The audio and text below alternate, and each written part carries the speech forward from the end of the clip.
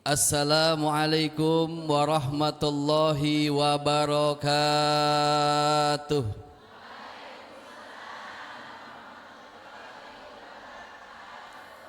Alhamdulillah. Alhamdulillahilladzi arsala rasulahu bil huda wa dinil haqq liyudhhirahu 'ala dini kullih wa kafa billahi syahida. Asyhadu an la ilaha illallah wahdahu la syarikalah wa asyhadu anna Muhammadan abduhu wa rasuluh la nabiyya ba'dah. Allahumma salli wa sallim ala sayyidina Muhammadin wa ala alihi wa sahbihi ajma'in. Qala Allah ta'ala fil Qur'anil Karim, a'udzu billahi minasyaitonir rajim. Bismillahirrahmanirrahim. Yarfa'illahu alladhina amanu minkum walladhina utul ilma darajat. Shadaqallahul azim. Amma ba'du. Pertama yang sama-sama kita hormati dan tentunya kita muliakan Kepala Unit TKI Al-Azhar 45 GDC, yaitu Miss Milasari Widaningsih MPD. Yang mana ya? Gak hadir Ustadz. Hah? Udah lagi ngajar. Oh, lagi ngajar. Baik. Selanjutnya Kepala Unit SD Islam Al-Azhar 46 GDC Miss Halalianti SPD. Sama Ustadz. Oh iya, lagi ngajar. Berikutnya, ini kira-kira yang ketiga lagi ngajar nggak nih? Biar saya nggak sebut. Berikutnya Kepala Unit SMP BCI, yaitu Miss Triwahyuni MPD. Yang tadi memberikan sambutan Ustadz. Oh iya, Miss, salam kenal. Iya. Saya Hafiz Salim. Iya. Yang saya Miss Yuni. Miss, ya. Miss dia. Saya yang main entong, Miss. Yang udah nggak ngetop lagi. Selanjutnya Ketua FKJP Ibu Rini Andaryani. Alhamdulillah. Ibu Haji, salam kenal. Ketua DKM Masjid Al-Muiz, yaitu Mr. Mujib Mustaba, ya, Ustadz ya. Mujib. Iya. Ya. Ibu dia. Ya, siap. Alhamdulillah wasilah beliau saya bisa hadir di sini. Terima kasih Ibu. Dan saya sudah lama kenal dengan beliau, Ibu dia. Makanya karena beliau yang ngundang, jadi saya bingung buat nolaknya. Harusnya hari ini saya di Lampung. Cuma berhubung yang di Lampung gak ada yang ngundang, jadi saya lebih memilih hadir di tempat ini yang sudah jelas dan pasti. Dan tentunya kepada para ustazah, para jamaah yang hadir pada kesempatan pagi jelang siang hari ini. Tentunya mohon izin, mohon maaf yang namanya nggak tersebut satu persatu. Tapi sebetulnya kita ini nggak tahu siapa di antara kita yang dimuliakan oleh Allah Subhanahu wa Ta'ala. Karena kemuliaan seseorang itu bukan dilihat dari ganteng dan cantiknya. Kemuliaan seseorang itu bukan dilihat dari kekayaan, kekuasaan, gelar ataupun kedudukannya, tapi kemuliaan seseorang dilihat dari takwanya kepada Allah Subhanahu wa Ta'ala. Inna akramakum indallahi atqakum. Sesungguhnya kemuliaan seseorang itu dilihat dari takwanya kepada Allah. Alhamdulillah. Tadi Ibu Diah nyampein ke saya, Ustadz Hafiz, di sini mah kalau ceramah nggak usah lama-lama. Karena ibu-ibu sini mah udah solehah semua. Ibu-ibu sini mah saking solehahnya belum ajan udah pada sholat, Ustadz. Ya Allah. Saking solehahnya tidur aja pakai seragam pengajian katanya. Tentunya salam kenal, saya Hafiz Salim. Tadi sudah disampaikan sekilas oleh Ibu Dia. Perjalanan karir memang berawal dari seorang komedian. Dan tentunya setelah itu saya menjadi seorang presenter dakwah TPI. Presenter Dai 1, dan setelah itu lanjut menjadi pemain sinetron yang mungkin Ibu pernah lihat, yaitu sinetron Si Entong. Kalau dulu syuting matanya begini-begini Bu. Kalau dulu syuting sama Adi Bing Slamet, Rena Ipe, Ana Serli, dan Bang Ocit, trio ubur-ubur. Dulu saya di sinetron, alhamdulillah ngejar-ngejar Mpok Patimah. Di sinetron tuh ceritanya Mpok Patimah statusnya janda. Di sinetron juga saya suka dikejar-kejar sama Mpok Lela, statusnya sama-sama janda. Yang bikin saya bingung, di sinetron ngejar-ngejar janda, di sinetron dikejar-kejar janda, dan alhamdulillah dalam kehidupan nyata dapatnya janda.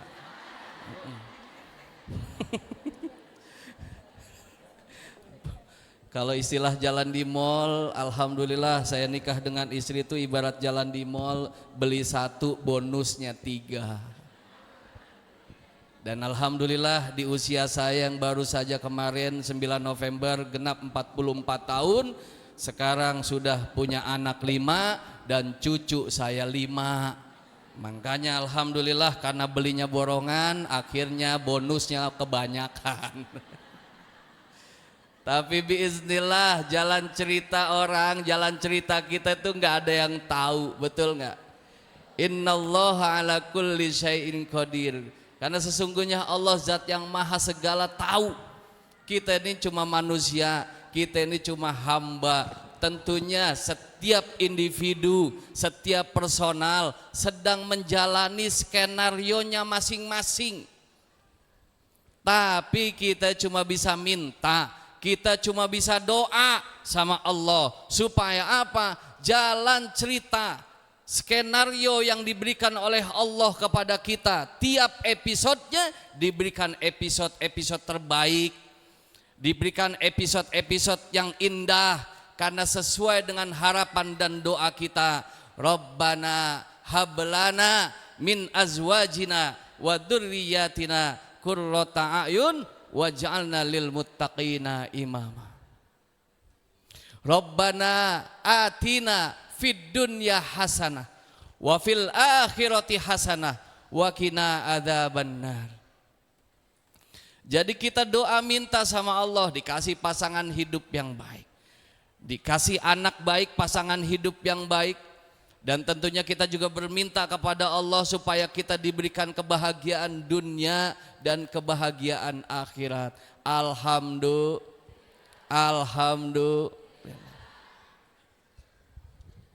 Tentunya pagi hari ini bersyukur kepada Allah kita bisa hadir di masjid ini. Tentunya kita harus sadari hadir saya di masjid ini bukan karena hebatnya saya dalam menyusun jadwal, bukan karena pinternya ibu-ibu dalam menyusun rencana, tapi karena hebatnya Allah, maha rahman dan rahimnya Allah, maha kasih sayangnya Allah yang masih mengizinkan kita untuk bisa hadir di masjid ini. Tentunya kita bersyukur kepada Allah, kita masih banyak diberikan nikmat, nikmat yang luas, nikmat yang banyak, sehingga tak satu manusia pun yang sanggup untuk menghitung-hitung nikmat Allah. Wa in ta'uddu nikmatallahi la tusuha. Jika kita menghitung nikmat Allah, yakin gak ada satu manusia pun yang sanggup untuk menghitung-hitungnya. Kita dikasih sehat, alhamdulillah. Sehat nikmat gak Bu? Sehat nikmat, sehat mahal.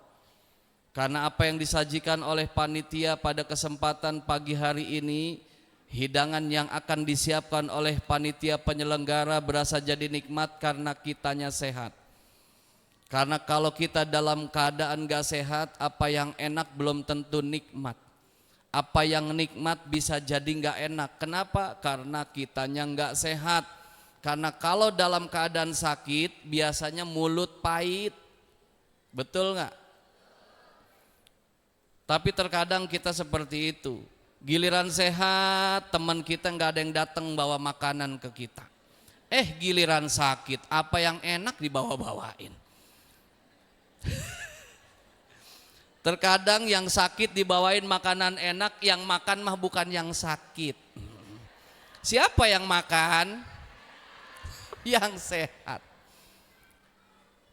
Tentunya kita bersyukur dikasih nikmat sehat, dikasih nikmat pengecap saja sudah alhamdulillah luar biasa. Bayangin ibu seandainya kita dalam kehidupan gak dikasih nikmat pengecap oleh Allah.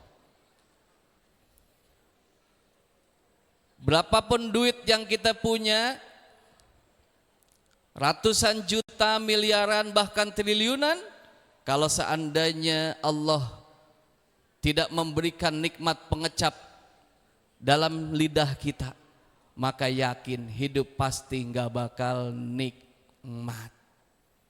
Kita nggak tahu rasa manis, nggak tahu rasa asin, nggak tahu rasa kecut, nggak tahu rasa asem, dan tentunya hadir kita di sini dalam rangka syukur kita. Kita dikasih nikmat lidah plus dengan nikmat pengecap. Oleh karena itu, sebagai mukmin kita diingatkan untuk selalu senantiasa jaga lidah kita.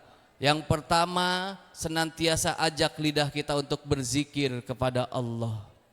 Subhanallah, alhamdulillah, ilaha illallah. Subhanallah, alhamdulillah, ilaha illallah. Allah, Allah, ya Allah, Allah, ya Allah. Dan selanjutnya ajak lisan kita untuk selalu senantiasa bersolawat untuk Nabi. Salatullah, salamullah ala toha rasulillah. Salatullah mullah ala yasin.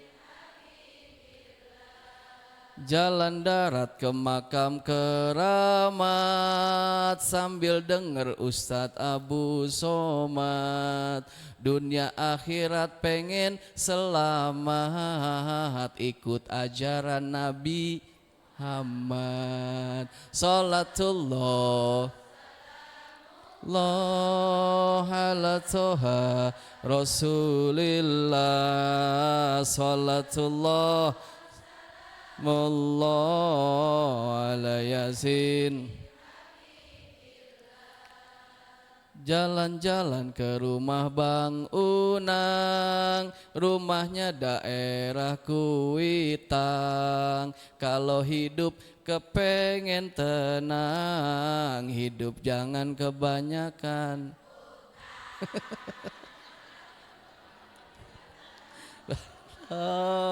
Ala toha rasulillah. Salatullah salamullah ala yasin habibillah. Berikutnya ajak lisan kita untuk selalu senantiasa baca Al-Quran, dan ajak lidah kita untuk selalu berucap kalimat yang baik-baik. Mukmin diingatkan, ya ayyuhalladzina amanuttaqullaha wa qulu qaulan sadida. Hai orang-orang yang beriman, bertakwalah kalian kepada Allah dan berucaplah kalimat yang baik-baik. Hari ini hadir kita, bentuk syukur kita kepada Allah. Syukur dikasih sehat, syukur dikasih panjang umur, dan tentunya kita harus sadari, sehatnya kita belum tentu bisa menghantarkan kita ke surga, panjang umurnya kita belum tentu bisa memasukkan kita ke surga. Lalu apa yang bisa menghantarkan dan memasukkan kita ke surga adalah iman kita kepada Allah. Alhamdulillah, hadir di acara pada kesempatan hari ini. Kita hadir di acara kajian mendidik anak menjadi pribadi yang tangguh. Kita bersyukur kita menjadi orang yang beriman. Itu kunci kita bisa masuk surga. Namun tentunya enggak cukup kita hanya mengandalkan iman. Karena ketika kita sudah beriman kepada Allah, kita memiliki tanggung jawab sebagai mukmin, yaitu menjalankan perintah Allah dan menjauhi apa-apa saja yang dilarang oleh Allah Subhanahu wa taala. Tentunya setelah kita beriman harus disertai dengan ketakwaan. Setelah kita menjadi orang mukmin, selanjutnya kita harus menjadi orang muslim. Ketika kita sudah beriman, kita mukmin, yakin pasti kita sudah menjadi muslim di hadapan Allah Subhanahu wa taala. Tentunya kita jadi teringat. Ya ayyuhalladzina amanu dkhulu fi silmi kaffah. Hai orang-orang yang beriman, masuklah kalian ke dalam agama Islam secara sempurna, secara keseluruhan. Jadi kita diminta untuk masuk Islam, kita nih untuk memeluk Islam secara keseluruhan. Dan alhamdulillah pada kesempatan hari ini yang hadir mayoritas adalah turis turunan Islam. Karena bapak kita Islam, ibu kita Islam, jadi kita Islam turunan. Betul nggak Bu? Dan alhamdulillah kita ini kalau bicara tadi sudah saya sampaikan masuk Islam secara menyeluruh dan tentunya kalau bisa dibagi. Kalau seandainya Islam itu 100% jumlah keseluruhannya, kalau kita bagi 25% itu adalah ibadah. 25% itu adalah rumah tangga. 25% berikutnya adalah urusan muamalah. Dan 25% lagi adalah untuk urusan kedamaian, untuk urusan ketenangan, ketentraman dan lain sebagainya. Jadi genap 100%. Jadi yang 25% pertama apa Bu? 25% pertama apa? Ibadah. Karena jelas kita diciptakan oleh Allah tujuannya satu untuk ibadah. Wa ma khalaqtul jinna wal insa illa liya'budun. Tidaklah Allah ciptakan jin dan manusia kecuali untuk ibadah kepada Allah Subhanahu wa taala. Tentunya selama kita hidup, kita harus maksimalkan ibadah kita. Harus maksimalkan ketakwaan kita kepada Allah dan kumpulkan bekal sebanyak-banyaknya, bekal terbaik yaitu takwa kita kepada Allah Subhanahu wa taala. Wa tazawwadu fa inna khairuz zadi taqwa. Berbekallah karena sebaik-baik bekal adalah takwa kita kepada Allah Subhanahu wa taala. Mumpung masih hidup. Betul enggak Bu? Mumpung masih hidup, karena hidup kan singkat, hidup tuh sesaat. Jelas setiap yang hidup kan pasti bakal ketemu dengan yang namanya kematian. Kullun nafsin dha'iqatul maut, setiap yang bernyawa pasti bakal mati. Orang kaya, orang miskin, raja-raja, rakyat biasa, ibu-ibu, bapak, anak-anak, Ustadz Hafiz. Seperti ada kezoliman di antara kita. Kenapa giliran nama saya suaranya lebih kencang Ibu? Karena mati itu nggak ada yang tahu. Kadang ada ibu-ibu paginya lagi nyapu, siangnya mati. Ada yang sorenya asik nyapu, malamnya mati. Itu nggak aneh. Yang aneh sorenya mati, malamnya nyapu. Itu yang aneh.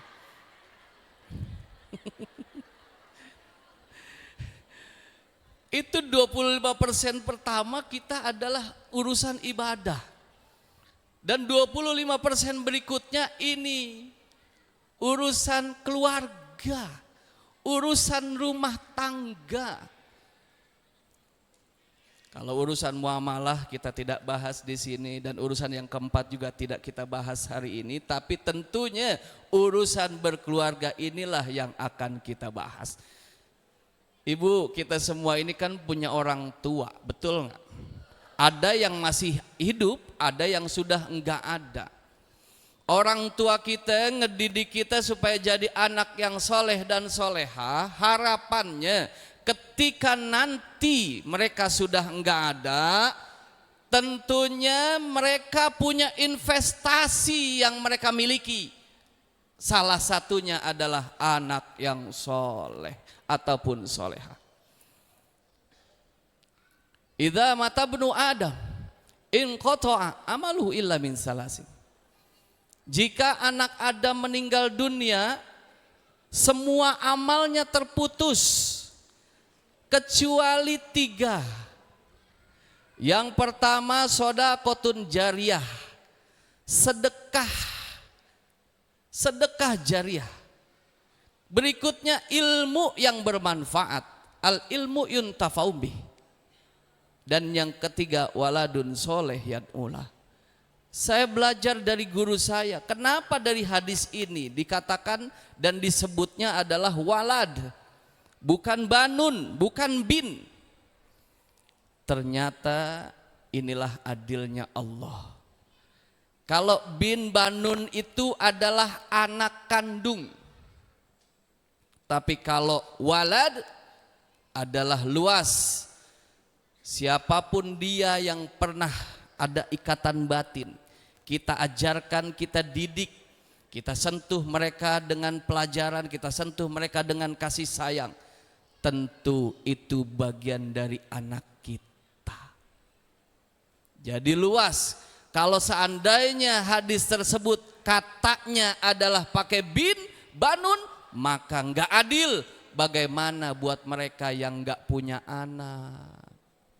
Dari mana investasi ketiganya yang bisa didapatkan karena dia tidak punya keturunan yang soleh ataupun soleh? Betul enggak, Bu? Jadi inilah Allah Maha Adil. Kita hadir di sini juga kepengen dong punya anak yang soleh dan soleha. Karena yang harus kita ingat, Ibu, doa anak soleh ini akan sampai kepada orang tuanya yang sudah enggak ada. Pertanyaannya, bagaimana kalau anaknya sudah enggak ada?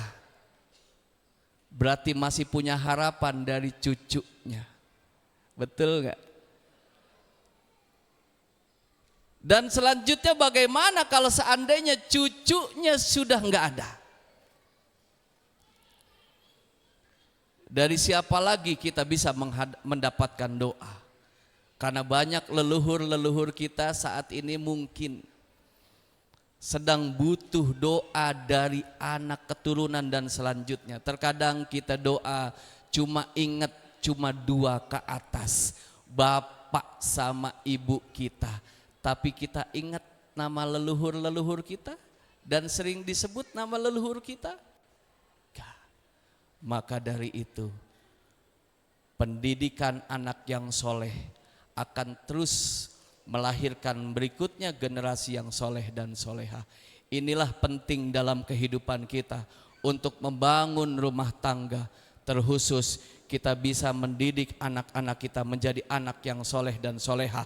Karena ilmu yang kita ajarkan untuk anak-anak kita, tentunya itu pun nanti akan diajarkan kembali oleh anaknya, dan anaknya, cucu kita akan terus mengajarkan kepada generasi-generasi berikutnya. Andai anak cucu kita udah enggak ada, yakin ilmu yang bermanfaatnya tetap masih ada. Alhamdulillah. Saya minum dulu ya, Bu. Aus, perjalanan jauh.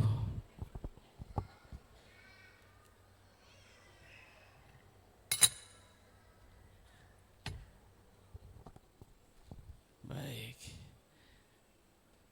Pagi-pagi saya udah dikasih pisang ini. Udah kayak penghuni ini ya. Sehat ini mah, ya Allah. Minum sunahnya duduk ya, Bu. Kalau minum jangan pernah lepas dari bismillah, Fatihah, Waqiah, Ar-Rahman, Yasin. Kapan minumnya?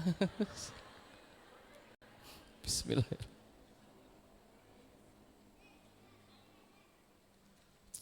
Alhamdulillah. Apapun acaranya, minumnya air bening. Budia, enggak, jangan santai Budia, jangan baper ya. Biasa aja. Alhamdulillah. Kita kembali lagi ke tema kita. Dan tadi sudah disampaikan, berarti 25%-nya adalah urusan rumah tangga, urusan keluarga. Dan tentunya kita pengen ngedidik anak kita supaya jadi anak yang soleh ataupun soleha. Karena kita harus sadari kehidupan kita bisa bercermin dengan kehidupan para nabi dan rasul sebelumnya. Bicara doa kita minta sama Allah, Rabbana hablana min azwajina wa dzurriyyatina qurrata a'yun waj'alna lil muttaqina imama. Ya Allah, berikanlah kami pasangan hidup yang baik, kemudian anak yang baik dan anak penentram jiwa. Itu adalah keinginan kita dan doa harapan kita. Tapi kita harus sadar kehidupan itu terkadang suka tidak sesuai dengan apa yang kita ingin dan kita harapkan. Betul nggak? Betul nggak Bu? Makanya dikasih contoh-contoh zaman Nabi. Contoh-contoh terdahulu. Ketika kita dalam mengurus anak itu terbagi 4. Yang pertama adalah anak yang dikatakan sebagai perhiasan dunia. Al-malu wal banun zinatul hayatid dunya. Jadi anak yang kategorinya adalah sebagai perhiasan dunia. Mana yang dikatakan perhiasan dunia? Yang dikatakan perhiasan dunia ini adalah anak yang selalu jadi kebanggaan, tapi hanya ukuran urusan dunia. Contoh, anak prestasi, anak mendapatkan ini itu gelar dan lain sebagainya. Itu kita bisa banggain tuh. Oh, anak saya baru saja lulus sarjana. Oh, anak saya baru saja lulus S2. Oh, anak saya baru saja mendapatkan juara ini, juara itu. Ini perhiasan dunia, jadi sebuah kebahagiaan buat orang tuanya. Tapi sebatas urusan dunia. Karena perhiasan yang kita tahu bahwasannya perhiasan ini kan adalah kebanggaan dunia nih. Betul gak? Karena ketika kita nggak ada, ketika kita sudah meninggal dunia, perhiasan ini sudah tidak lagi jadi teman dalam kehidupan kita saat kita di alam kubur ataupun nanti di akhirat. Kecuali ada harta-harta, tentunya yang disedekahkan, diinfakkan di jalan Allah Subhanahu wa ta'ala. Tapi ini bicara perhiasan. Betul nggak Bu? Bahkan perempuan sendiri seperti dibayangkan bagaikan perhiasan. Ad-dunya mata'un wa khairul mata'i al-mar'atu sholeh. Perempuan ini menurut Islam dikatakan bahwasanya perempuan ini sama aja seperti perhiasan. Makanya perempuan nggak jauh dari perhiasan. Betul nggak Bu? Perempuan ini luar biasa. Perempuan ini dikatakan perhiasan karena kita bisa lihat, subhanallah, urusan apa aja perempuan ini tampilnya pengen sempurna. Beda sama laki-laki. Ibu-ibu tampil semangat, setiap urusan pengajian paling semangat ibu-ibu. Karena di mana-mana pengajian banyakkan ibu-ibu ketimbang bapak-bapak. Ibu-ibu semangat dari mana lagi, lihat dari seragamnya. Ibu-ibu kalau ngaji seragamnya warna-warni, beda sama bapak-bapak. Ibu-ibu kalau ngaji semangat dari mana lagi? Lihat kalau ngaji banyak yang bawa tas. Saya jarang ke pengajian bapak-bapak, bapak-bapak ngaji bawa tas ransel, saya jarang lihat. Karena ibu-ibu ngaji bawa tas karena tas banyak manfaatnya. Selain naruh handphone, naruh bedak, naruh sisir, terkadang tas bermanfaat buat naruh makanan sisa.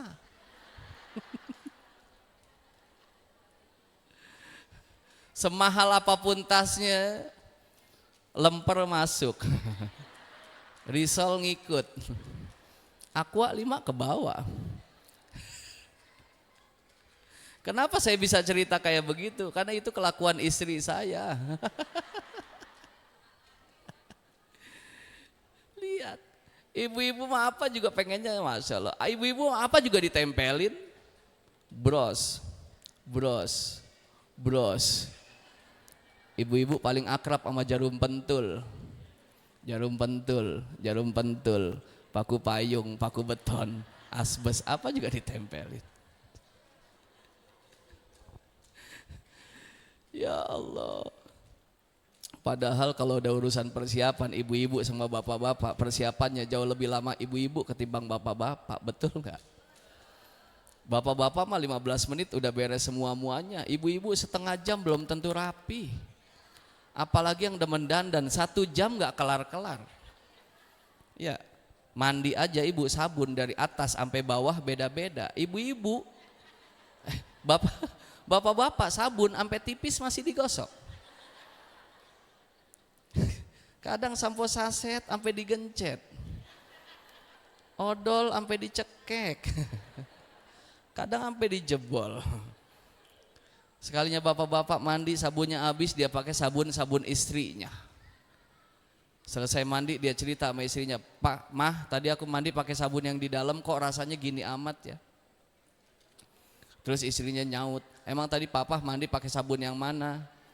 "Itu yang botol bening." "Ya Allah, Pak, itu sabun sirih." Pantas. Zinatul hayatid dunya, perhiasan. Tapi ini masih mending, ada sesuatu yang dibanggakan, tapi kita harus ingatkan, jangan sampai hanya cuma sekedar menjadi perhiasan dunia, tapi kalau bisa kita minta sama Allah sampai juga anak yang tahap yang kedua, yaitu anak yang qurrata a'yun. Sesuai dengan doa kita.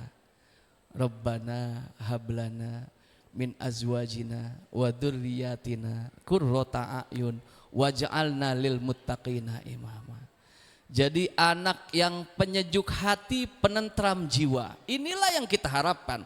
Enggak cuma sekedar beliau anak kita bisa mendapatkan prestasi A, B dan C lain sebagainya, tapi tentunya kita tanamkan kepada mereka pendidikan agama yang baik. Supaya apa? Supaya anak kita andai dia hebat dalam urusan dunia, tapi dibarengi dengan iman dan ketakwaannya. Alhamdulillah. Alhamdulillah. Ini yang kita harapkan, karena kan jelas anak ini kan tergantung bagaimana bapak dan ibunya. Kullu mauludin yuladu alal fitrah. Jadi setiap anak yang lahir itu dalam keadaan suci, dalam keadaan fitrah. Nah, tinggal bergantung kepada orang tuanya. Mau anaknya jadi Yahudi, Nasrani, itu kembali lagi kepada kita sebagai orang tuanya. Kalau anak kita mau jadi hebat urusan dunia, bergantung bagaimana orang tuanya.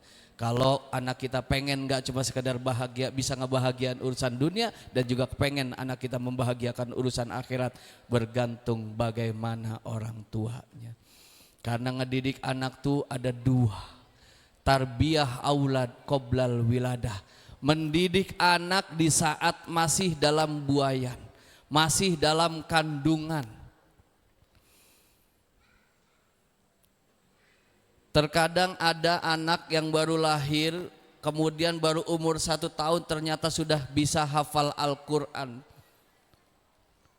Karena ternyata itu dibangun bukan saat dia lahirnya, tapi sebelum lahirnya. Itu anak ketika dalam perut diperdengarkan ayat-ayat Allah. Bahkan kan penelitian ketika anak dalam kandungan didengarkan lagu-lagu klasik, katanya anaknya lahir nanti akan jadi orang yang cerdas. Itu musik. Ada yang lebih klasik tapi sampai saat ini masih kepake sebagai pedoman dalam kehidupan kita. Al-Quran. Bagaimana kalau ketika lahir, ketika dalam kandungan, anak masih dalam kandungan, diperdengarkan terus ayat-ayat suci Al-Quran. Karena ketika sudah dalam kandungan, sudah dalam perut, tentunya yang lain panca indera masih belum terpakai, tapi telinga sudah terpakai, pendengarannya sudah terpakai. Mata belum bisa melihat, betul nggak Bu? Akal, hati dan pikiran tentunya belum ada, walaupun sudah diberikan, tapi belum digunakan. Tapi telinganya sudah diberikan dengan indera pendengaran. Makanya ketika dalam perut sering-sering dengerin Al-Quran. Alhamdulillah. Karena nanti pas bayi lahir, kita lahir dari rahim ibu kita nggak tahu apa-apa.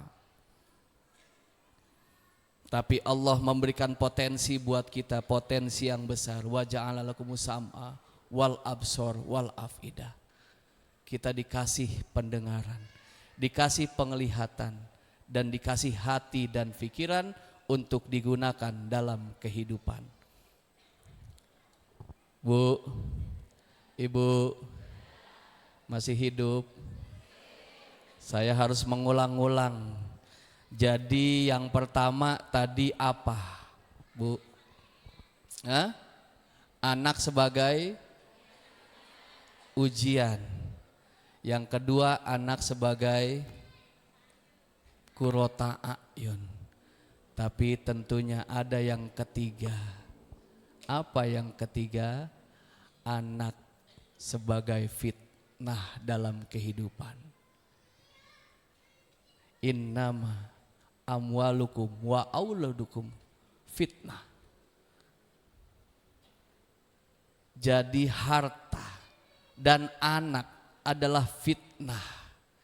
Dan ini kita minta kepada Allah, anak kita jangan sampai jadi anak yang meresahkan dalam kehidupan kita, jadi fitnah dalam kehidupan kita. Betul Bu? Anak demen main judi online. Kemudian anak senangnya berantem, ribut, tawuran. Anak pengguna narkoba. Nauzubillahi min zalik. Itu kembali lagi bergantung kepada orang tuanya. Bahkan yang keempat, anak bisa jadi musuh. Inna min azwajikum wa auladikum aduwwul lakum. Anak jadi musuh. Ama bapak emaknya enggak akur. Kalau yang fitnah mungkin cuma sekedar untuk dirinya, kesenangannya. Tapi yang jadi musuh ini yang repot. Bentar-bentar berantem sama ibunya, berantem sama bapaknya, berantem sama abangnya, berantem sama adiknya. Tapi memang jelas hidup ini kan ujian. Hidup ini tempatnya ujian, darul imtihan. Setiap yang hidup pasti bakal diuji oleh Allah. Terkadang dalam urusan berumah tangga suaminya baik, bininya enggak baik. Ada enggak yang begitu? Ada enggak? Ada di sini orangnya ada. Ada yang bininya baik banget, suaminya bentar-bentar mabok, bentar-bentar judi, kawin mulu, ya Allah. Kalau begitu tukerin aja Bu. Tukerin sama apa? Panci. Ada yang bapak emaknya baik, anaknya enggak baik. Betul enggak? Ada bapak baik, emak baik, anaknya baik, ibunya yang enggak baik, orang tuanya yang enggak baik. Ada bapaknya baik, ibunya baik, suami istri udah baik, dan tentunya anaknya juga baik, mertuanya enggak baik. Ada yang begitu, ada aja. Ada udah keluarga udah baik banget, nah orang tua baik, mertua baik, anak baik, istri baik, alhamdulillah. Punya tetangga nggak baik. Iya ada, iya begitu.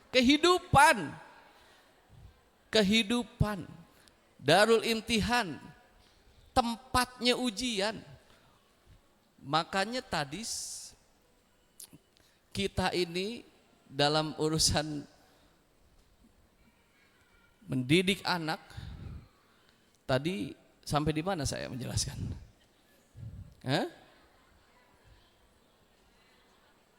Anak sebagai musuh, aduh lakum. Makanya digambarkan pada masa Nabi, supaya kita bisa bercermin dan jadikan kisah-kisah para nabi pelajaran dalam kehidupan.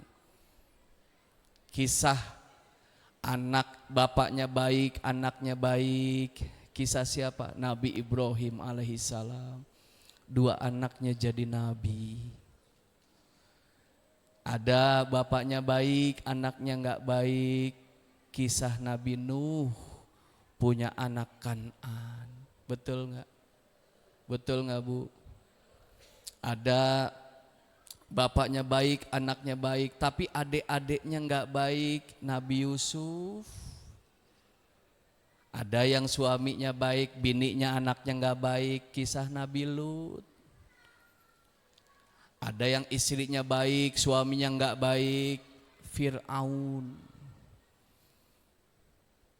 Betul enggak Bu? Dan tadi juga sudah dijelaskan kisah Luqman, bahwasannya ayat yang tadi dibacakan itu mengajarkan kepada kita cara mendidik anak. Bismillahirrahmanirrahim. Wa idh qala Luqmanu libnihi wa huwa ya'idhuhu ya bunayya la tusyrik billah inna syirka lazulmun azim. Jadi saat Luqman sedang memberikan nasihat kepada anaknya dan dia berkata, wahai anakku, janganlah engkau mensekutukan Allah, sebab mensekutukan Allah adalah kezoliman yang paling besar. Kita diingatkan dalam surat Luqman tadi disampaikan bahwasannya anak kita untuk selalu senantiasa tanamkan pendidikan agama, pendidikan akidah, pendidikan tauhid. Karena kita harus mengajarkan kepada anak kita tentang 3 hal. Yang pertama, pendidikan akidah. Yang kedua adalah pendidikan ataupun ilmu fikih. Ilmu fikih itu adalah kaifiyah, cara kita melaksanakan ibadah-ibadah agar ibadah yang kita lakukan sesuai dengan syariat apa yang diajarkan oleh Nabi Muhammad sallallahu alaihi wasallam. Yang ketiga adalah ajarkan anak-anak kita pendidikan akhlak. Ibu, zaman sekarang udah zaman, kalau boleh dibilang ini udah zamannya gen alfa. Ya. Atau kita yang hidup di zaman gen X, gen Y, gen Z. Gen alfa tentunya ini Masya Allah, perkembangan zaman sudah sungguh luar biasa. Tentunya ada yang bertanya, apakah faktor gen ini bisa mempengaruhi karakter anak kita? Ya, tapi enggak banyak. Yang paling banyak adalah faktor lingkungan, faktor cara ngedidik kita. Karena saya baca sebuah artikel, ada seorang ahli otak. Ahli otak ini dia meneliti otak-otak orang-orang dengan berbagai macam karakter. Ketika diteliti ternyata dia sendiri, leluhur-leluhurnya itu ternyata ada yang memiliki karakter psikopat. Ini karakter yang berbahaya dan bisa membunuh orang. Dan tapi ternyata sejarah sebelumnya dia punya kakeknya pernah ngebunuh kakeknya. Dan itu pun pernah dilakukan oleh sepupu dari kakeknya. Dan itu turun temurun.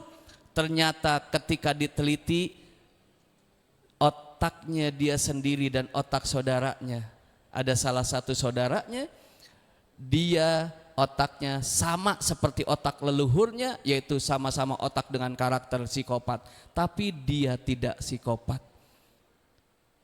Saudaranya juga tidak psikopat.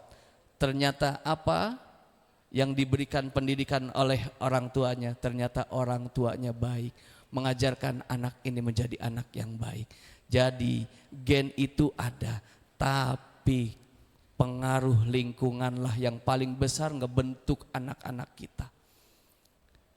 Zaman HP dulu, HP ini kan seperti mata pisau, bisa jadi baik tergantung siapa yang gunain, dan bisa jadi buruk tergantung siapa yang gunain. Sama juga dengan handphone, bisa jadi baik tergantung siapa yang gunain, dan bisa jadi buruk tergantung siapa yang gunain.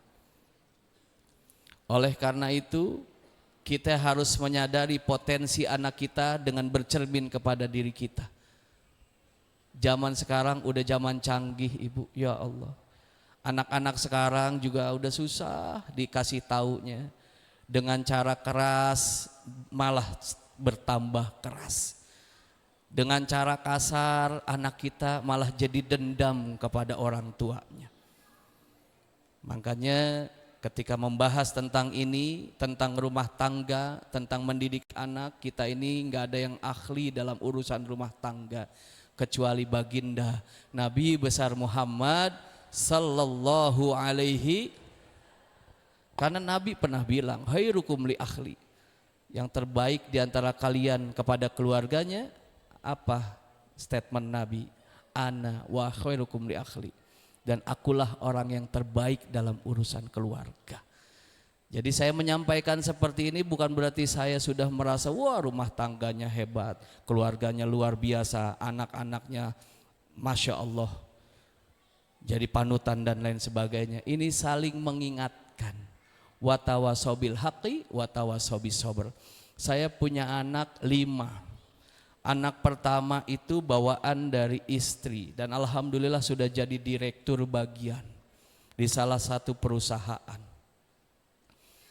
Yang kedua menjadi kepala cabang di bank. Yang ketiga suaminya juragan kontrakan. Anak saya yang keempat baru bawaan saya umur SMA kelas 1. Yang kedua adalah SD kelas 6. Saat saya nikah, anak-anak istri itu masih usia SMP. Ada yang SMA kelas 2, SMA kelas 1, dan SMP kelas 2. Jadi saya mengikuti perkembangan. Kalau saya bicara kayak begini, saya pun mengalami ngedidik anak di usia-usia remaja, dan saat ini alhamdulillah sudah memberikan cucu pada anak-anak, pada saya. Dan alhamdulillah anak saya yang sekarang, anak saya yang dari saya sekarang sudah SMA kelas 1. Sekarang pernah juara lomba dakwah, lomba ceramah se-Jabodetabek, dan alhamdulillah saat itu pesertanya cuma 2 orang. Alhamdulillah. Gak se-Jabodetabek, alhamdulillah jadi juara 2 se-Jabodetabek. Dan karakternya ngikutin banget apa yang saya bisa, apa yang saya pengen, apa yang kemampuan saya yang saya miliki, dia pelajari. Dia bisa dan mampu public speaking dan berani bicara di depan umum. Namanya Kanza El Arshifista. Dari kata Kanzul Ars, perbendaharaan langit. Makanya anaknya hafal banget nama asteroid dan lain sebagainya. Benda-benda langit dia hafal. Memang nama itu doa. Kanza El Arshifista. Kenapa saya kasih nama Vista? Karena nama saya Hafiz, istri saya Vita. Jadi namanya Vista. Untung istri saya namanya Vita. Coba kalau istri saya dari Jawa namanya Potiem, Kanza LRC Fishpot.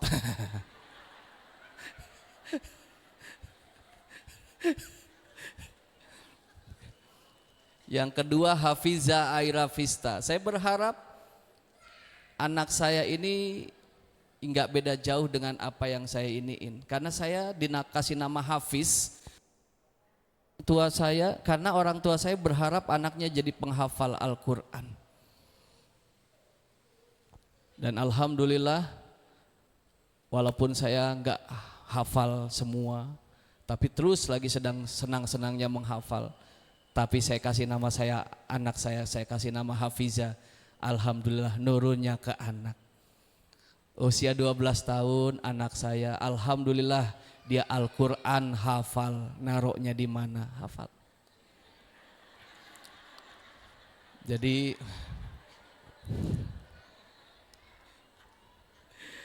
Ibu, zaman sekarang ini saya cuma ingin saling mengingatkan, kita harus aktif. Jangan pasif. Ajarkan kepada anak-anak kita tentang sesuatu hal yang bahwasanya kita ini hidup harus aktif. Didik anak-anak kita yang pertama, kalimat kata aktif ini A-nya adalah agamanya harus dikedepankan dalam kehidupan kita. Jadikan anak-anak kita ini aktif, karena orang yang aktif pasti jauh beda dengan anak-anak yang biasa-biasa saja. Saya ini di keluarga, sayalah yang paling aktif.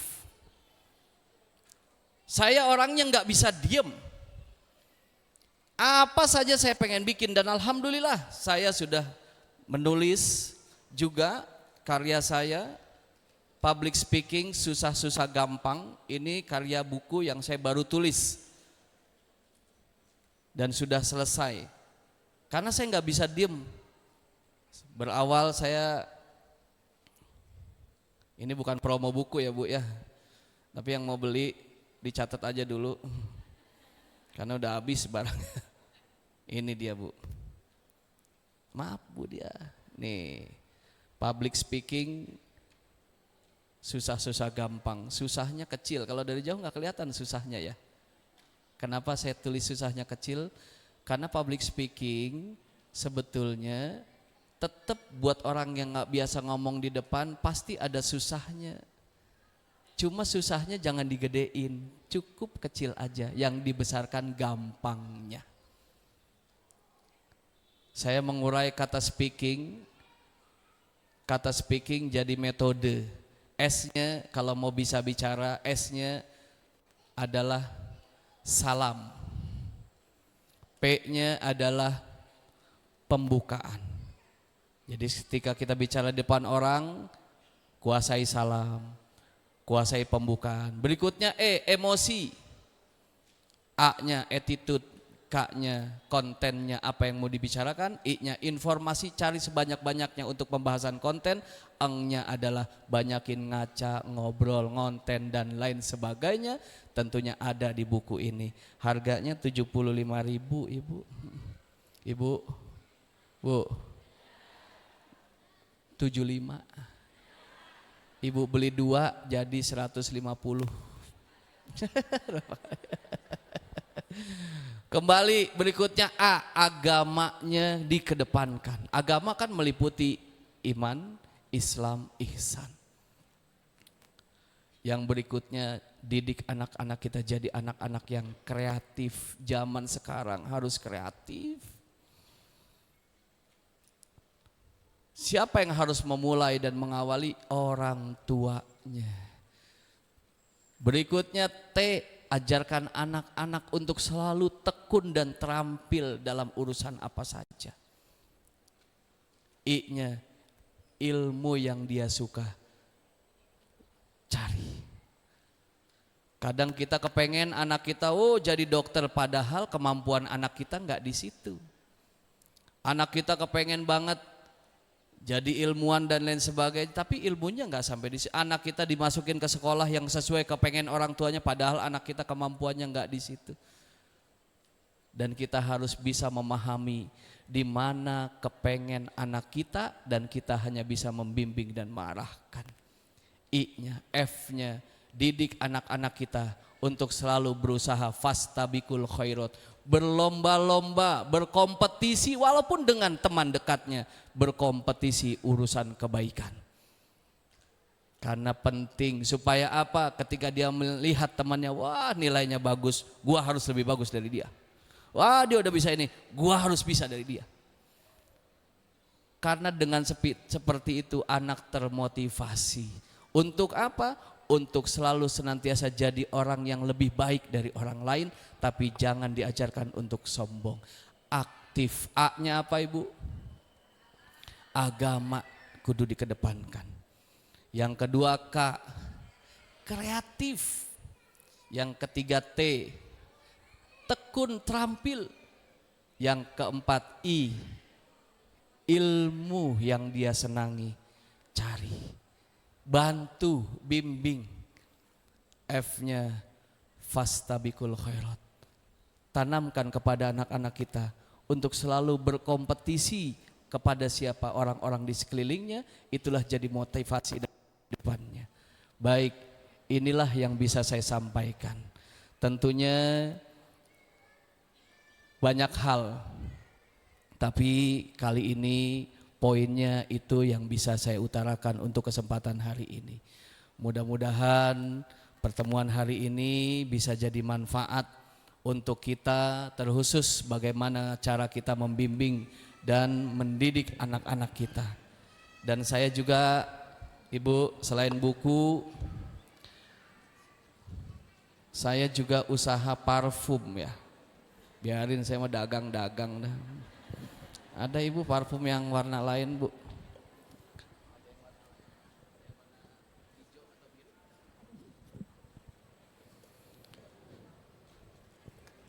Kenapa harus aktif? Saya ini belajar usaha dagang karena saya belajar bahwasannya Nabi Muhammad kenapa dagang, berawal dari seorang pedagang yang sukses. Karena kalau kita belajar dari cerita Nabi menjadi sosok pedagang yang hebat. Karena kalau kita bisa ambil pelajaran, cuma usaha jualanlah, usaha daganglah yang bisa dilakukan oleh siapapun dan dimanapun. Betul nggak? Ibu mau jadi seorang desain grafis, belum tentu semuanya bisa. Butuh proses dan pembelajarannya. Mau jadi seorang kameramen, butuh pembelajaran. Gak semua orang bisa. Instalasi listrik gak semua orang bisa. Membangun gedung gak semua orang bisa, arsitek. Tapi Nabi menjadi sosok pedagang. Karena pedagang simple, yakin semua pasti bisa. Betul gak? Betul gak Bu? Yakin semua pasti bisa. Karena bisa dilakukan oleh siapapun dan dimanapun. Ini parfum ruangan, jadi kalau ada mesin Ibu, nah seperti mesin itu bisa dengan ukuran yang 250 ml. Dan kenapa saya usaha parfum? Saya dengan harapan paling tidak saya ikut mengharumkan tempat-tempat ibadah. Daripada saya jualan rokok, Bu, daripada saya jualan rokok, betul nggak? Mendingan parfum. Insya Allah berkah. Segini 50.000, mudah-mudahan Ibu kalau ada yang minat saya bawa juga, nanti aromanya bisa dirasakan. Baik, mungkin itu saja yang bisa disampaikan. Silakan Bu Dia. Iya baik, terima kasih Ustadz Hafiz Salim atas kajiannya yang luar biasa dan insya Allah membawa ilmu, membawa keberkahan serta manfaat bagi kita. Mungkin tadi Ustadz sekalian di dalam penutupnya menyampaikan soal berdagang atau berjualan. Mungkin yang dapat kita ambil juga ada, mohon izin jika salah Ustadz, Jadi tidak semua orang juga berani punya kepercayaan diri untuk menyampaikan misalnya kita mau berjualan apa atau berdagang apa. Nah, ada nilai positif bagi anak kita misalnya melihat seorang ibunya atau orang tuanya yang memiliki usaha dagang. Insya Allah anak-anak kita akan mengerti sejak dini bahwa mencari rezeki ada caranya, ada prosesnya, tidak ujuk-ujuk langsung gitu ya Ustadz ya. Jadi seperti dulu istri dari Nabi kita, Nabi Muhammad juga usahanya berdagang begitu ya Ustadz ya. Ya, jadi itu tadi beliau alhamdulillah dalam ulang tahunnya kemarin tanggal 10 November baru launching buku public speaking. Nanti jika ada yang berminat, ibu-ibu dapat menghubungi dari seksi religi. Nanti insya Allah kita akan pesan ke Ustadz juga untuk pewanginya. Dan apapun itu, tadi saya sekalian ini mungkin tanya jawab Ustadz. Mungkin untuk 3 orang dulu, ibu-ibu ada yang mau bertanya. Ya ibu 1, terus mana ibu? 2. Oh belakang ya, belakang 1. Ada lagi? Mama, ini dulu Bu. Oh itu dia, boleh. 1, 2, 3, 4 ya. Ya. Silakan. Mic-nya, itu Mama, itu mic-nya. Iya tadi aku. Ini dulu silakan, Bu siapa? Assalamualaikum warahmatullahi wabarakatuh Pak Ustadz. Waalaikumsalam warahmatullahi wabarakatuh. Nama saya Elis, mohon izin bertanya. Bagaimana cara mendidik anak agar ia kelak memiliki mental dan karakter yang baik? Mungkin itu aja Pak Ustadz pertanyaan saya, mohon penjelasannya. Terima kasih sebelumnya, wassalamualaikum warahmatullahi wabarakatuh. Langsung, Ibu. Assalamualaikum warahmatullahi wabarakatuh. Nama saya Neneng Hasanah dari Kampung Sawah. Izin bertanya Ustadz. Alhamdulillah saya mempunyai 5 orang anak Pak Ustadz. Cuma karakternya itu beda-beda. Yang pertama cewek, kedua laki. Ini yang ujian banget bagi saya, mungkin bagi ibu-ibu juga. Sekarang HP ya Pak Ustadz. Jadi yang remaja itu saya dari 1, 2, 3 itu udah remaja. Baiknya gimana kita untuk mendidik anak remaja gitu kan karakternya beda-beda tuh ya. Kadang saya habis maghrib itu mengajarkan ngaji bareng gitu.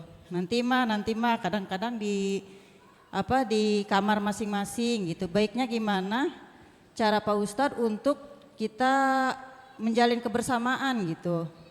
Kadang yang satu halangan haid, yang satu ada tugas, banyak alasan deh gitu. Yang kedua gimana kita caranya untuk mengenal karakteristik anak dari kecil sampai umur 12 tahun kan katanya jadikan anak sebagai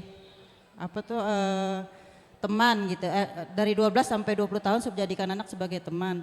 Caranya gimana gitu Pak Ustadz? Terima kasih atas kesempatannya saya ucapkan. Terima kasih. Wassalamualaikum warahmatullahi wabarakatuh. Waalaikumsalam warahmatullahi wabarakatuh. Bisa diulang nggak dua-duanya pertanyaannya? Ngerjain banget ya. Baik, yang pertama membentuk mental ya. Dan ini kita sharing, kita berbagi cerita. Kita tentunya sama-sama sedang berproses ya. Untuk membentuk mental tentunya memang berbeda anak zaman sekarang dengan anak orang-orang di masa-masa tahun-tahun sebelum kita. Dan kita nih terbentuk mental yang jauh lebih kuat ketimbang anak-anak kita. Karena anak-anak kita nih anak yang serba apa aja kepengennya ada. Beda dengan orang dulu. Orang dulu pengen sesuatu itu susah. Kenapa? Karena enggak gampang mendapatkannya. Satu, enggak gampang mendapatkan apa yang diinginkannya dalam bentuk barangnya. Yang kedua, memang untuk uang untuk ngedapetinnya juga nggak gampang, walaupun mungkin kita seratannya beda-beda. Yang zaman kecilnya sudah merasa nyaman dan sudah ini ada juga, tapi tentunya proses perjalanan waktulah yang ngebentuk kita bisa seperti ini, bisa struggle, bisa kuat. Kenapa? Karena masa kecil lah yang ngebentuk kita bisa seperti ini. Betul nggak? Kita nggak gampang nyerah karena kita dulunya nggak gampang nyerah. Kita ketika pengen sesuatu terus kita kejar, terus kita upayakan. Kenapa? Karena kita nggak gampang bisa menerima apa yang kita ingin dari orang tua kita. Akhirnya kita bisa berjuang sendiri. Makanya banyak orang dulu yang kecilnya saat dia sekolah dia dagang, saat kecil dia usaha. Tentunya sebetulnya karena dia kepengen apa yang dia pengen bisa didapat dari apa yang dia dapat. Itu karakter orang-orang dulu. Tapi kan berubah. Perjalanan berubah. Kita yang dulu mungkin hidup dalam keadaan biasa-biasa saja karena orang tua kita yang biasa, perjalanan waktu akhirnya kita saat ini merasa kita sudah punya kelebihan. Karena kita sudah punya kelebihan, akhirnya kita beda cara ngedidiknya dengan orang dulu. Kalau orang dulu anak mau sekolah, udah jalan aja nyampe, udah naik angkot aja biasa. Tapi orang sekarang nggak bisa. Kenapa? Karena dari orang tuanya. Betul nggak? Kita ngerasa kalau orang dulu, udah jalan ke SMP, ke SD, SMP, naik angkot udah. Jarang yang dianterin orang tuanya, jarang. Kenapa? Karena orang dulu emang kapasitas kemampuannya nggak di situ. Nggak bisa nganterin anak semuanya dianterin, apalagi anaknya banyak. Coba bayangin kalau anaknya banyak, sekolahnya banyak. Berapa banyak dia harus nganterin anaknya. Kalau anak sekarang, kitanya yang nggak tega. Nyuruh anak naik angkot kayaknya enggak dah. Mendingan gue yang nganterin. Kadang suami lagi nggak bisa, lagi ada urusan. Ternyata yang bisa nganterin adalah istri. Bela-belain istrinya, nggak apa-apa biarin saya aja nganterin daripada dia naik angkot. Kadang naik Grab aja kita masih punya kekhawatiran anak kita. Betul nggak? Kita masih punya kekhawatiran. Padahal naik Grab car. Tapi kita masih punya kekhawatiran. Akhirnya kita anterin naik motor sendiri, ini sendiri. Kenapa? Karena kita lebih nyaman. Jadi mental itu terbentuk karena keadaan. Tapi sekarang keadaan mereka terbentuk karena kitanya. Tapi terkadang suami istri suka berbenturan permasalahan urusan ini. Istrinya pengen udah naik ini aja, kita enggak. Ada suami yang begitu, ada istri begitu. Kan ini jadi intinya adalah ketika ingin ngebentuk mental, kita juga harus pahami juga keadaan kita saat ini berbeda dengan keadaan di masa lampau. Bukan berarti ketika anak kita diantarkan oleh kita, berarti kita enggak ngedidik anak kita menjadi mandiri, enggak. Tapi memang kondisinya sudah seperti ini. Tinggal bagaimana kita, jangan terlalu memberikan sesuatu hal yang berlebihan kepada anak-anak kita di masa usianya. Kalau memang usianya belum pantas untuk memiliki, belum pantas untuk punya dan lain sebagainya, enggak perlu kita memberikannya. Sampai pada saat dan waktunya mereka sudah bisa, barulah kita berikan. Karena zaman sekarang begitu, Bu. Anak saya juga sekarang nih lagi sibuk nih yang SMA. Karena mau ada konser Seventeen. Iya. Emang murah tiketnya. Sekali nonton 3 juta, 2,5 juta, 4 juta. Seventeen. Kan kita dilema, kita nggak kasih, anak nih udah punya cara sendiri dia dengan ngambeknya dan lain sebagainya. Akhirnya kita berusaha jadi teman sama dia. Ketika dia dengerin lagu-lagu Seventeen, kita nikmatin. Berusaha bagaimana ikut menikmati. Padahal kita mah apa sih lagu ini? Sampai nama-nama grup Seventeen-nya. Kemudian ada nama selain Seventeen, Treasure, Baby Monster. Iya, saya sampai tahu, Bu. Seventeen personilnya ada Hoshi. Iya. Ada Hoshi, ada Junghon, Minggu, Senin, Selasa, Rebo. Hafal saya.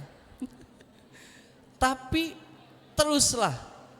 Jangan berikan dia sesuatu yang belum pada saatnya. Didik dari kita sebagai orang tua. Arahkan. Cerita masa lalu adalah sesuatu yang bisa kita sampaikan kepada anak kita. Dulu bapak pengen ini susah loh, gak gampang.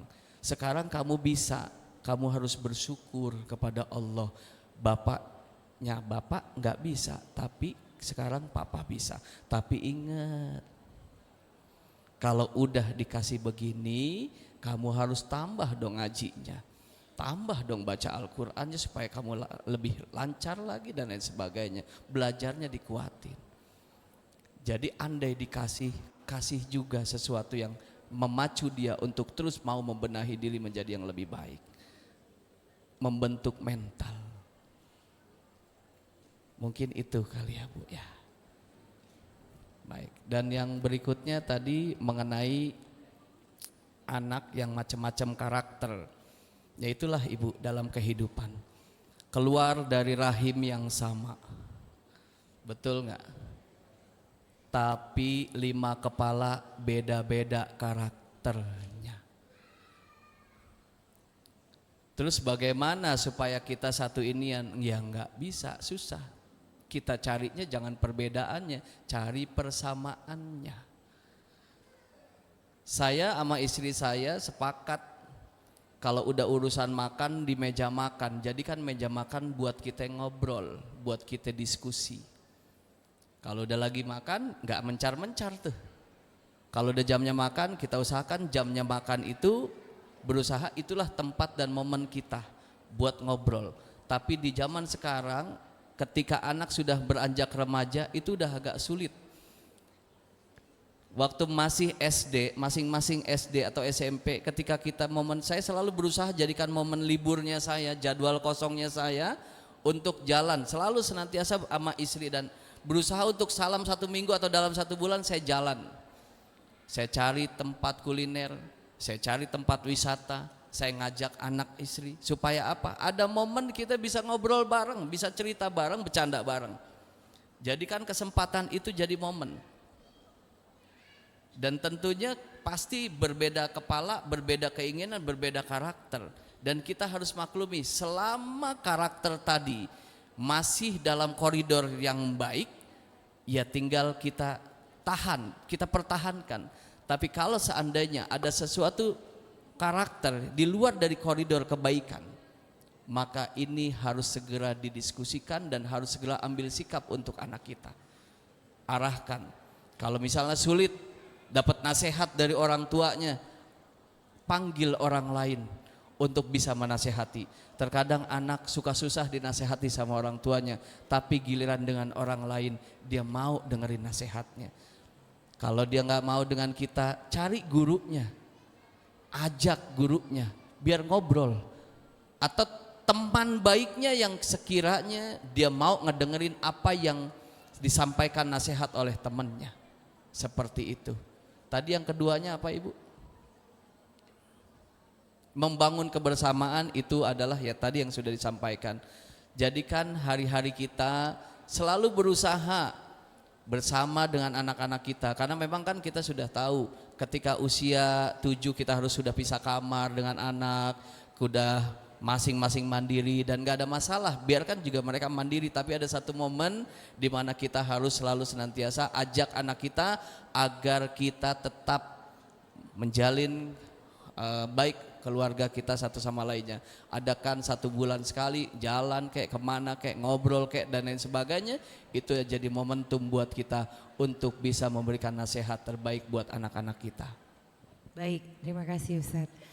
Jadi masih ada pertanyaan dari belakang tadi, udah dapat mic ya silakan Ibu. Nanti 1 di sini dan terakhir Mamah di sana. Jadi singkat padat ya. Nanti lagi ada pertanyaan. Jadi biar silakan Mamah.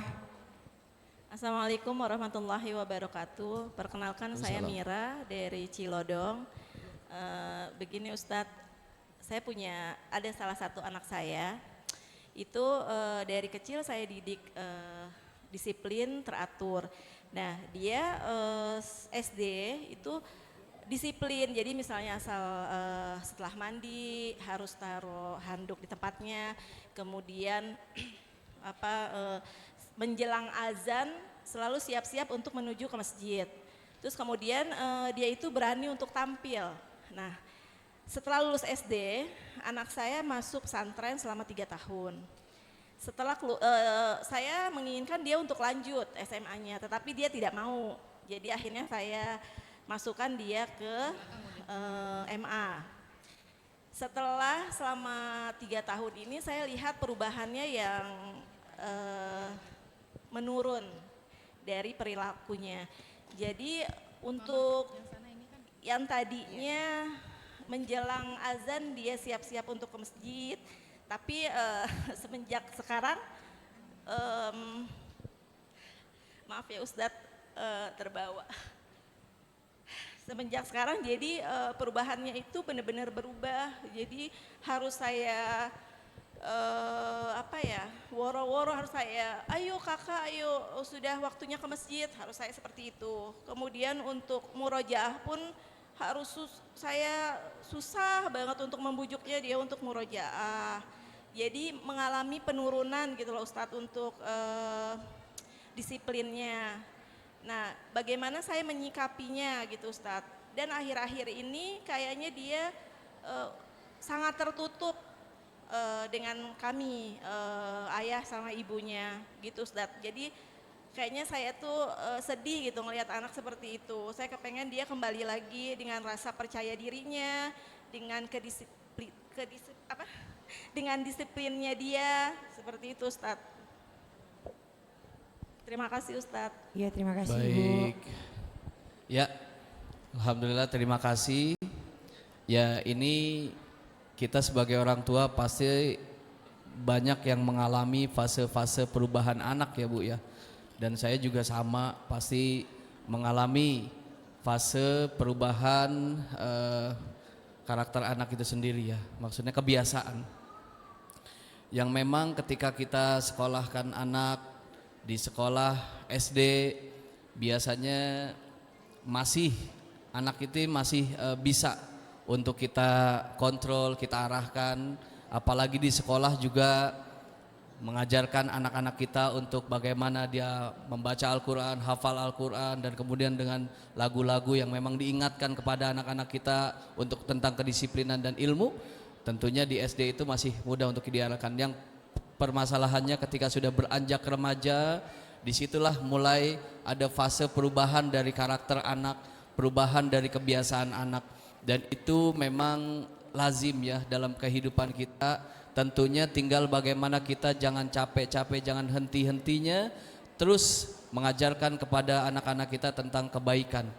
Bahwasannya yang namanya hati itu kan kadang berubah-ubah. Ya muqallibal qulub tsabbit qalbi ala dinik. Jadi kita minta kepada Allah untuk bimbingan. Jadi kita sebagai orang tua harus jadi uswah, jadi teladan buat anak-anak kita. Di fase mana anak masih aktif, masih disiplin, kita ada bersama mereka. Tapi di fase anak berubah, juga jangan tinggalkan mereka. Terus diajarkan, terus diarahkan. Dan mungkin ini menjadi pembelajaran buat kita sebagai orang tua, supaya kita juga jadi banyak belajar, memahami lagi karakter anak.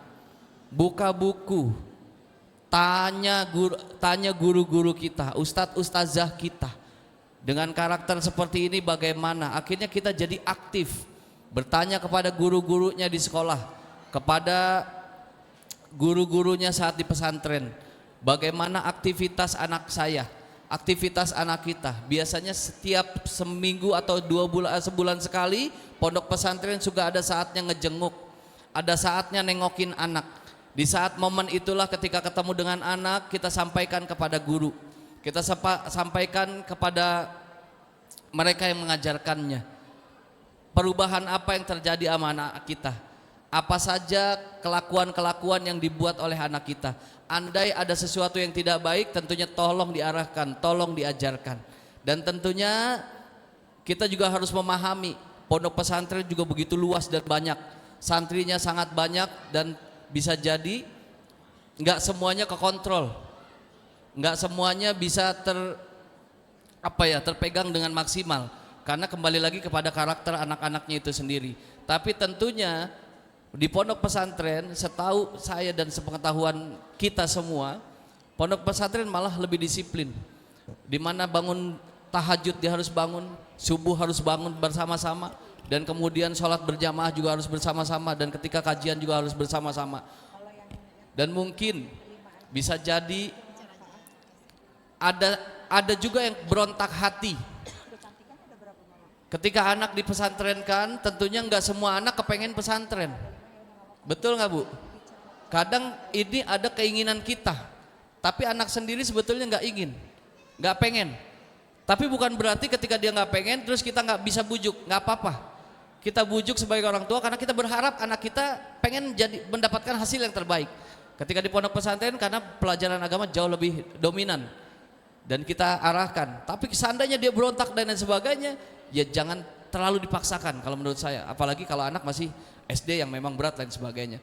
Tapi gimana caranya walaupun anak tidak di pondok, tapi di rumah tetap diajarkan tentang nilai-nilai keagamaan dan nilai-nilai moral. Jadi ketika ibu melakukan sebuah kebaikan, hendaklah kebaikan yang kita lakukan dilakukan di depan mereka, anak-anak kita. Kita lagi mau sholat, lakukan di depan mereka. Kita mau zakat, mau sedekah, lakukan, berusaha untuk ngajak mereka agar mereka terpatri dalam dirinya bahwasanya bapak ibu gue senang berbagi, bapak ibu gue senang bangun malam, bapak ibu gue senang melaksanakan sholat duha. Lakukan kebaikan yang kita lakukan di depan anak-anak kita. Andai anak kita pun belum melakukannya, tapi paling tidak itu jadi jadi rekaman buat dia bahwasannya ayah bunda gua adalah seseorang yang baik, nggak pernah lepas sholat 5 waktu karena gua ngelihat dia senang berbagi karena aku ngelihat. Dan mudah-mudahan dari dia melihat dan akhirnya jadi kebawa dalam dirinya dan jadi sebuah kebiasaan baik yang kita tularkan kepada anak-anak kita. Jangan lelah, jangan capek bunda, tapi ingat terus harus juga berdoa. Setelah kita ikhtiar, doa juga minta sama Allah supaya anak kita mendapatkan bimbingan dari Allah Subhanahu wa taala. Karena kita ini nggak ada mampu dan nggak ada kemampuan buat kita. Kita hanya menjalankan skenario Allah, kita hanya bisa berikhtiar, tapi tentunya Allah lah yang maha menggerakkan segala sesuatu urusan kita. Baik, silakan. Baik, terima kasih Ustadz. 2 penanya lagi. Dan mohon maaf Ustadz, mungkin 10 menit ya untuk 2 penanya dari mamah di sebelah sana sama di sini. Nanti setelah tanya jawab kita ada beberapa pengumuman juga. Jangan lupa mama-mama yang berfoto tadi udah cantik boleh ngetek di IG PTA SMP BCI 2425 ya. Itu nanti kita pilih, mudah-mudahan sudah ada pemenangnya, nanti kita umumkan juga. Silakan mama. Assalamualaikum warahmatullahi wabarakatuh. Terima kasih Ustadz untuk waktunya. Saya Ibu Lena dari Pondok Duta. Ustadz, saya mau menanyakan hampir sama dengan ibu yang tadi sebelum saya mengenai anak juga nih Ustadz. Jadi sekarang itu Ustadz waktunya subuh kan jam 4 subuh ya Ustadz ya. Karena ini anak saya dari SD ke SMP agak berubah gitu Ustadz ya, mungkin masa-masa ABG mungkin ya Ustadz. Itu untuk membangunkan sholat subuhnya agak susah Ustadz, jadi harus digedor. Nah sekarang karena saya udah capek, ini tangan sakit juga gedor pintu kamar. Jadi karena saya jam 5 baru saya bangunkan Ustadz. Jadi sholat subuhnya kadang jam 5:15 gitu. Yang ingin saya tanyakan Ustadz, apakah saya sebagai ibu berdosa gitu Ustadz? Karena waktu sholat subuh kan jam 4 nih, agak menceleng dari waktu yang sesungguhnya udah dikumandangkan jam 4 dan saya bangunkan anak jam 5, belum ulat-uletnya mungkin sholatnya jam 5 lebih 15 menit Ustadz. Itu aja Ustadz, terima kasih. Wassalamualaikum warahmatullahi wabarakatuh. Waalaikumsalam warahmatullahi wabarakatuh. Satu lagi, mungkin apa sambil dijawab? Ibu, by proses anaknya sudah mau bangun, walaupun bangunnya tidak tepat pas azan subuh, tapi sudah mau mengerjakan sholat subuh saja sudah luar biasa. Yang penting jamnya masih jam yang pantas lah buat sholat subuh. Kecuali kalau jam 7, jam 8 ya. Kalau dia masih bangun subuh misalnya jam 5, hatta mungkin jam setengah 6 sekalipun, by proses. Karena mungkin fasenya anak dalam posisi seperti itu, dan juga jangan lantas langsung dimarahi dan dibentak. Tetap lakukan porsi ibu sebagai orang tua, mengarahkan dia agar menjadi yang lebih baik. Kalau sekarang misalnya dia setengah 6 sholat subuhnya, semoga di kemudian hari dia jadi jam 5, lama-lama jadi jam 4. Kalau anak masih melakukan sholat subuhnya di seperti itu masih saya rasa ini proses dia untuk menjadi anak yang lebih baik lagi. Kitalah yang ikut membersamai prosesnya untuk membimbing anak tersebut agar selalu bisa mengerjakan sholat subuh lebih awal. Nah, kecuali kalau suami, ibu ya. Kalau suami bangunnya mungkin jam setengah 6, jam 6, dan ini mungkin beda ya, atau orang tuanya. Nah, ini udah bukan proses lagi, walaupun tentunya ada orang-orang yang baru mendapatkan hidayah, dia baru mau belajar sholat, baru mau dekat diri kepada Allah dan Rasulnya, dan kemudian cara sholat dia masih, walaupun dia sudah orang tua ya, udah sebagai suami atau sebagai istri, tapi menjalankan sholatnya masih seperti itu. Intinya semua by proses. Kita hanya bisa berusaha ikhtiar terus, ajak anak kita, jangan berpikir anak kita nih, jangan kita arahkan anak kita harus lebih baik dari orang lain. Maksudnya gini, maksudnya jangan ajarkan anak kita, tapi lebih baik ajarkan anak kita lebih baik dari diri sendiri dari hari yang kemarin. Jadi itu dulu yang kita tanamkan, kecuali nextnya baru kamu harus lebih baik dari si A, si B, dan tentunya harus terus berjuang dan jauh lebih baik. Fastabiqul khairat, selama kebaikan, selama berlomba-lombanya dalam urusan kebaikan. Baik, mungkin itu Ibu. Baik, Mama yang terakhir. Assalamualaikum warahmatullahi wabarakatuh. Waalaikumsalam warahmatullahi wabarakatuh. Terima kasih atas kesempatannya. Yang saya mau tanyakan Pak Ustadz, bagaimana cara mendidik anak-anak supaya mentalnya kuat terhadap pembulian? Karena di era digital atau zaman sekarang ya, bisa dibilang zaman sudah edan gitu Pak Ustadz, pembulian ada di mana-mana gitu.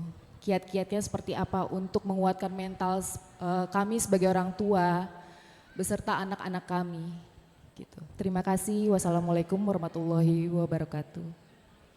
Waalaikumsalam warahmatullahi wabarakatuh. Baik, alhamdulillah. Terima kasih pertanyaannya Ibu. Kalau dulu kan ada kalimat mulutmu harimaumu ya. Tapi kalau zaman sekarang jempolmu ular kobramu. Jadi karena terkadang orang suka membuli itu enggak secara langsung ya, ada juga yang melalui sosial media. Dan tentunya kalau yang sekarang anak-anak didik kita, anak-anak kita yang kita didik mengenai hal bully membuli ya, tentunya ini memang sangat prihatin. Di zaman sekarang ini jauh lebih prihatin. Walaupun zaman bully ngebully itu udah ada, dari dulu sudah ada ya. Cuma bedanya zaman sekarang sudah lebih parah ya. Karena sosial media itu sendiri yang tentunya akhirnya ngebentuk anak-anak kita menjadi anak yang mudah melakukan apapun karena mendapatkan contoh yang memang dia lihat kesehariannya di sosial media. Oleh karena itu, yang pertama mungkin cara kita membatasi sosial media bukan berarti melarang.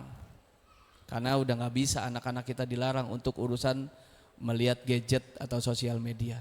Tapi membatasi dan kontrol, gak cuma ngebatasi tapi kontrol apa yang dilihat, apa yang ditonton, apa yang di scroll setiap harinya kita bisa lihat. Supaya kita tahu anak kita kalau seandainya menyaksikan dan menonton hal-hal yang tidak baik, segera kita cut, kita stop. Supaya dia kembali ke role-nya sebagai anak untuk bisa menyaksikan tayangan-tayangan yang positif untuk usianya. Dan tentunya dari sisi itu kita sebagai orang tua tetap memberikan arahan kepada anak-anak kita bahwasannya ini pasti akan bisa terjadi kepada siapapun. Bisa terjadi pada diri kamu. Karena teman kamu tuh banyak dengan berbagai macam karakter. tentunya kita nggak bisa mengkanter satu persatu anak orang lain untuk tidak ngebully anak kita. Tapi gimana caranya anak kita yang udah dikasih mental kuat duluan sebelum mereka menghadapinya. Jadi kita sudah arahkan kepada anak-anak kita, hal ini bisa terjadi oleh siapapun, termasuk kamu juga bisa terjadi hal ini. Tapi kamu udah anak kita udah dikasih mental dulu, dikasih kantor duluan kalau nanti ada yang berucap, berkata tidak baik kepada kamu tentang hal yang kamu rasa kamu tidak menyenangkan kamu, yang pertama sabar dulu. Kemudian kalau kamu sudah nggak sanggup, sampaikan kepada gurumu. Itu adalah cara untuk bisa langsung mengurai permasalahan antara anak dan anak kita, ya, ada anak kita dan anak orang lain saat anak kita menerima bulian. Tapi kalau sudah sekiranya sudah nggak wajar dan nggak pantas, kita berhak. Kita datang ke sekolah, kita sampaikan, tapi dengan cara yang elok, dengan cara yang baik. Kecuali kalau sudah sangat berbahaya, kita lihat di sosmed. Ada yang anak dipukul, dihantam, dihajar dan lain sebagainya. Yakin, jangankan ibu, saya juga kalau terjadi kepada anak saya akan turun tangan langsung. Cuma mungkin dengan cara yang terbaik. Kita bisa laporkan itu kepada pihak yang berwajib, kepolisian dan lain sebagainya. Tapi tentunya kita minta sama Allah, semoga anak kita dilindungi. Jangan ketemu dengan hal-hal yang seperti itu. Tapi andai pun ketemu dengan hal yang seperti itu, anak kita sudah kita arahkan, anak kita sudah kita ingatkan bahwasannya ini bisa terjadi kepada siapapun. Makanya anak kita biar bergaul dengan teman-teman yang baik. Mudah-mudahan anak-anak kita ke bawah yang baik. Makanya kita sekolahkan anak kita di sekolah yang terbaik dengan harapan semoga anak-anak kita bisa bergaul dengan teman-temannya yang baik.